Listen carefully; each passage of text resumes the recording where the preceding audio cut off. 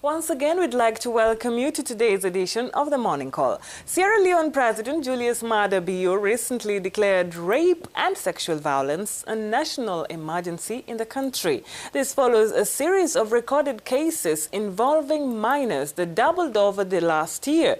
According to the president, perpetrators of such crimes will face up to life imprisonment, and that all public hospitals should provide free medical services for victims of sexual assault. He also announced the formation of a new police division dedicated to investigating sexual violence, a special magistrate court that would handle such cases, and a public hotline specifically for reporting sexual violence. The president also noted that thousands of cases go unreported because of a culture of silence or indifference. Indeed, impunity for sexual violence seems to be a sad reality in the West African country.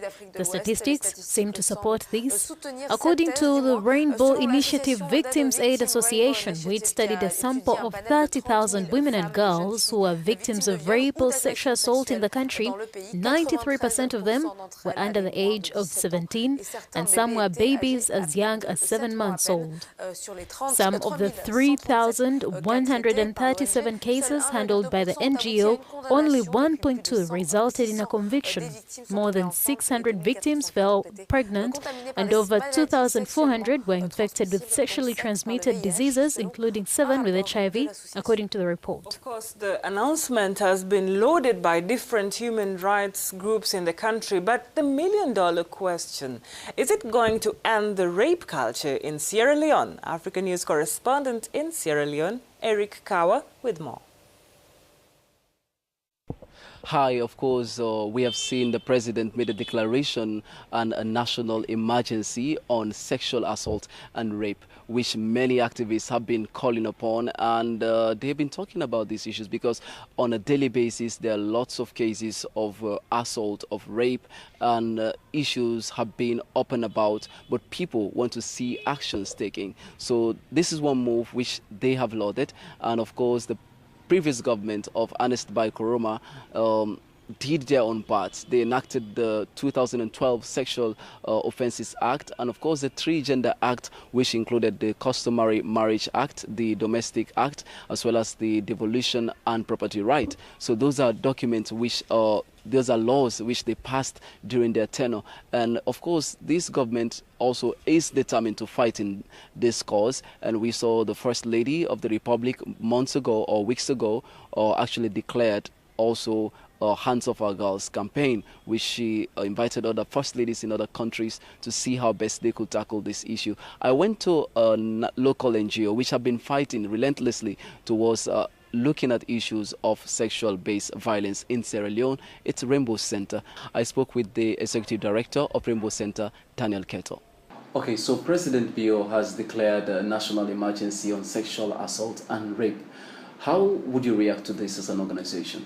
It's a welcoming news because for us, as an organization, we have been advocating for this for a long period of time because Rainbow Initiative manages 5 Rainbow Centers, and in the 5 Rainbow Centers, we provide free medical treatment and psychosocial counseling for survivors of GBV, that's sexual gender-based violence, and also physical violence. So we have been pushing all along for this. We have been advocating to stakeholders, including government, to ensure that they provide free medical treatment for survivors of gender-based violence. So we are actively involved in that. So it is a welcoming news for us.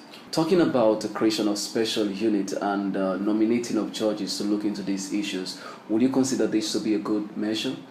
Yes, in fact, according to the president, he gave 6 directives, and one of those directives is to create a special unit. Even though we have the family support unit, we should have another unit that should be able to look into investigation quickly as possible, because as it stands, we are losing a lot of cases. Because you look at the statistics that we have in our Rainbow Centers this year, 2,900 cases we are, visited our centers who reported that they were sexually violated, and only 1.2% of those cases were committed to court. We are successfully prosecuted to court. So you can see that there is a gap within the police. There's a gap within the law. So by creating special units, we'll expedite cases in terms of proceedings in court and also in terms of investigation, so that the evidence will not be missing. So how can this help to reduce the rape phenomenon?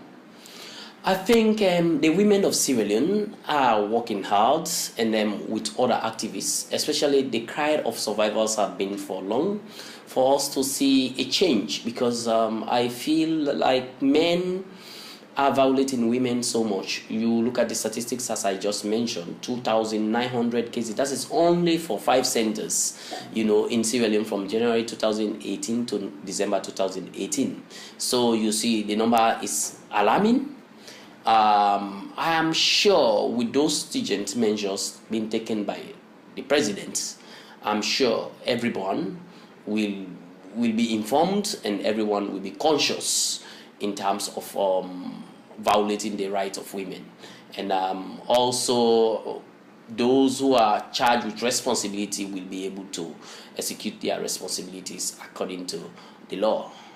Okay, thank you so much, sir.